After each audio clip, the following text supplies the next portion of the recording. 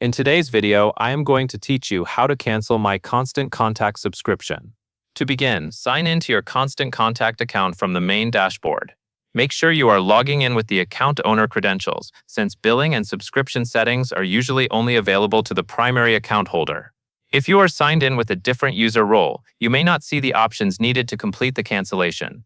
Once you are inside the dashboard, look to the upper right corner of the screen. You will see your user profile or your organization name there. Click on that area to open the account menu. This menu contains several account-level settings, and it is where you can access the section for managing your subscription details. From the drop-down menu, select My Account.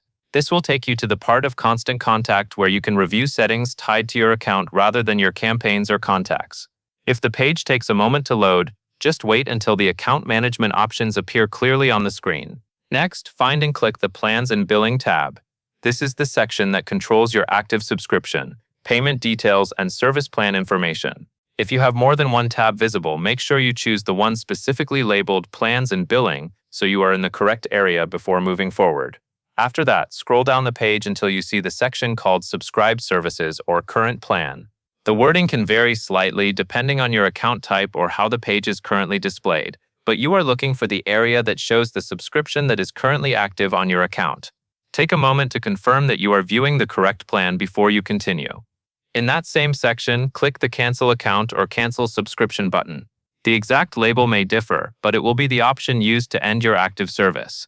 Once you select it, Constant Contact may present additional prompts or confirmation screens.